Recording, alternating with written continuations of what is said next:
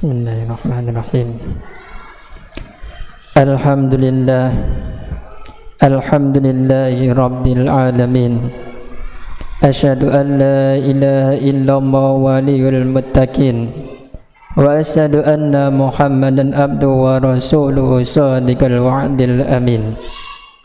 Allahumma sholli wa sallim ala sayyidina Muhammad abduka wa rasulika nabiyil amin wa ala alihi wa sahbihi ajma'in.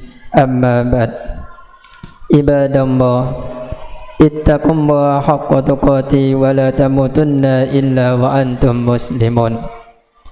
Hadirin kaum muslimin rahimakumullah, mengawali pertemuan kita di siang hari ini di tempat yang insyaallah penuh berkah ini, tak lupa marilah kita bersyukur kepada Allah Subhanahu wa taala atas limpahan taufik, hidayah serta inayahnya, sehingga kita pada siang hari ini masih diberikan kesempatan untuk melakukan aktivitas kita, kewajiban kita berupa sholat Jumat dalam keadaan sehat walafiat.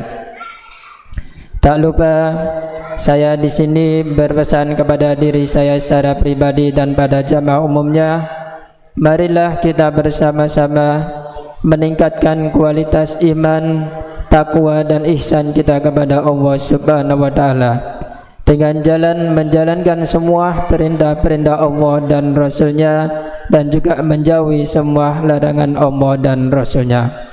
Mudah-mudahan dengan kita bertakwa kepada Allah Subhanahu wa taala, semua urusan kita akan dimudahkan oleh Allah Subhanahu wa taala.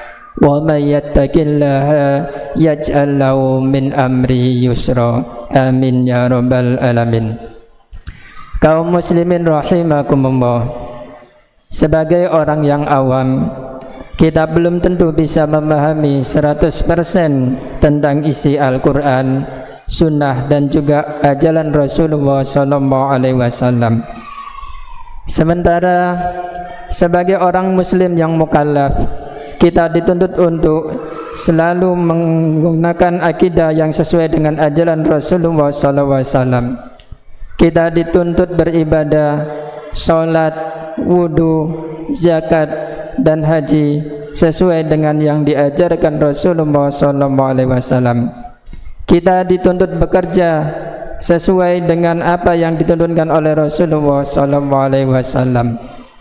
Sebagai orang awam yang dituntut untuk berakidah, berislam serta beribadah sesuai dengan ajaran Nabi Muhammad SAW, namun kita mungkin masih awam, tidak bisa mengerti isi Al-Quran dan sunnah Rasulullah SAW.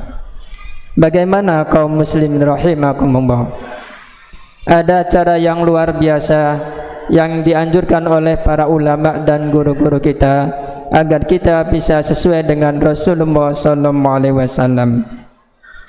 Caranya sangat praktis, yaitu ikutilah ulama, bertanyalah pada ulama, hormati ulama, dan juga manutlah kepada para ulama. Sebagaimana yang disabdakan Rasulullah SAW, man qaladal aliman laqiyallahu saliman. Barang siapa yang ikut dengan para ulama, insya Allah akan selamat baik di dunia ataupun di akhirat nanti.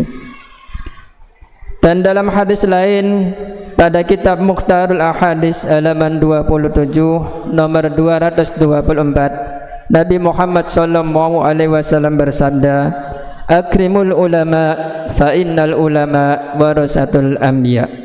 Muliakanlah para ulama, karena ulama adalah pewaris daripada Nabi kita Muhammad SAW. Kaum muslimin rahimakumullah, Al-Quran menyuruh kita bertanya kepada ulama dalam hal apapun. Bertanya pada orang yang mengerti Al-Quran, mereka yang ahli dzikir, mereka yang menguasai hadis Nabi Muhammad SAW, dan merekalah yang kita sebut dengan para ulama atau para kiai. Allah Subhanahu wa taala berfirman dalam surat An-Nahl ayat 43, fas'alu ahlad dzikri in kuntum la ta'lamun. Bertanyalah kepada ulama jika kalian tidak mengerti. Mengapa harus bertanya kepada ulama yang banyak zikirnya kepada Allah Subhanahu wa taala? Ulama yang senantiasa dekat dengan Allah Subhanahu wa taala dan hatinya selalu zikir atau ingat kepada Allah Subhanahu wa taala, insyaallah mereka takut kepada Allah Subhanahu wa taala. Ketika berfatwa semata-mata karena takut oleh Allah Subhanahu wa taala, berfatwa bukan karena nafsu, berfatwa bukan karena emosi, berfatwa bukan karena kepentingan untuk politik, dan juga berfatwa bukan karena apapun, melainkan semata-mata hanya karena ingin mendapatkan ridho dari Allah Subhanahu wa taala. Sebagaimana yang terangkan dalam Al-Quran surat Al-Fatir ayat 26, innama yakhshaw min ibadil ulama. Di antara hamba-hamba Allah yang benar-benar takut kepada Allah adalah para ulama. Maka sekali lagi, fas'alu ahla dzikri in kuntum la ta'lamun. Bertanyalah kepada ulama apabila kalian tidak mengerti sesuatu.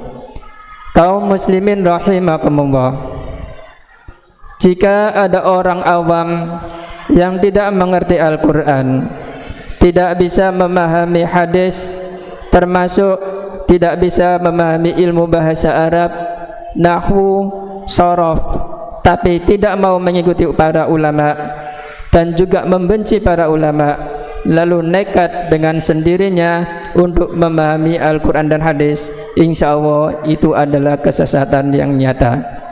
Allah melarang kita untuk semaunya sendiri.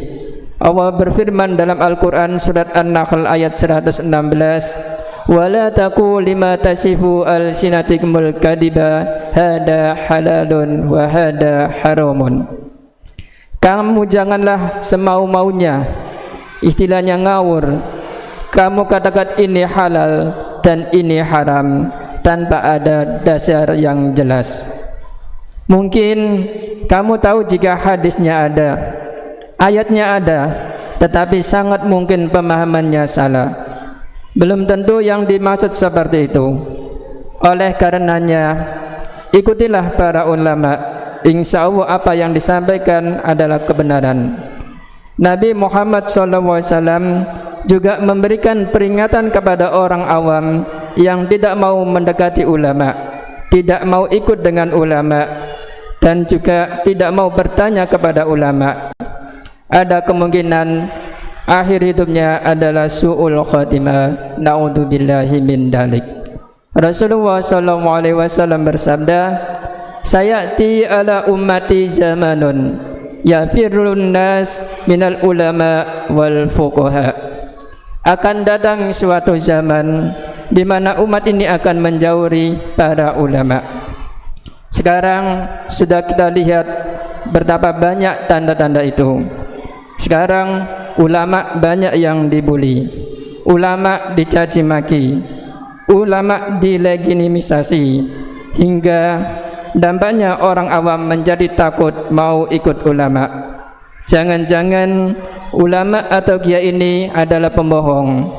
Sebenarnya tidak pernah berbohong, namun karena seringnya dibuli dan menimbulkan kecurigaan, sehingga jangan-jangan kiai ini dianggap seorang yang pembohong, padahal tidak bohong.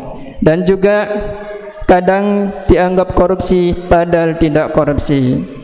Sehingga pada akhirnya banyak umat ini yang menjauh daripada ulama. Kalau sampai ada umat yang awam yang menjauh daripada ulama dan juga termasuk ilmu-ilmu tersebut, maka akan ada yang namanya ancaman. Fayabtaliyaumu bisalasati baliyatin. Maka ketika ada seorang kaum atau warga menjauh dari para ulama, maka Allah akan memberikan 3 sebuah cobaan. Allah akan memberikan ujian dan musibah pada mereka dengan 3 macam. Yang pertama adalah yarfa'ullahul barakatuh minal kasbi. Jadi Allah angkat keberkahan daripada penghasilannya, daripada kegiatannya. Karena apa? Karena ujian dari orang yang jauh dengan ulama yang pertama adalah diangkat keberkahan dalam hidupnya. Mungkin dilihat kehidupannya, penghasilannya banyak, keluarganya mewah, tapi karena tidak ada keberkahan dalam kehidupan, sehingga tidak ada yang namanya rasa ketenangan dan kenyamanan dalam kehidupan sehari-hari. Adapun ujian yang kedua adalah yusallatullahu alaihim sultanan doliman. Kaum tersebut akan diberikan seorang pemimpin, yang mana pemimpin tersebut adalah pemimpin yang dolim, pemimpin yang tidak tahu istilahnya rasa kasih sayang, pemimpin yang tidak ngerti namanya akidah Islam, dan juga pemimpin yang tidak tahu yang namanya halal haram, sehingga yang penting dia untung, yang lain tidak diperdulikan.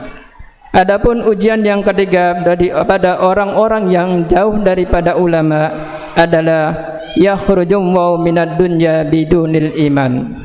Seorang tersebut akan keluar dari dunia tanpa membawa iman atau su'ul khatimah. Na'udzubillahi min dzalik.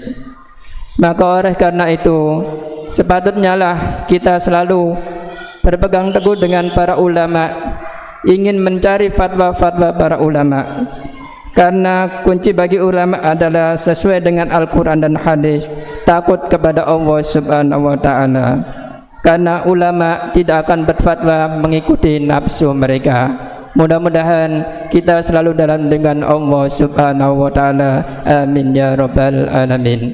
A'udzu billahi minasyaitonir rajim. Bismillahirrahmanirrahim. Wal asri innal insana lafi khusrin illa alladziina amanu wa 'amilus solihati wa tawassaw bil haqq wa tawassaw bis sabr. Barakallahu li wa lakum fil Qur'anil 'azim wa nafa'ana wa iyyakum ma fi minal ayati wad dzikril hakim wa taqabbalallahu minna wa minkum tilawatahu innahu wal ghafurur rahim.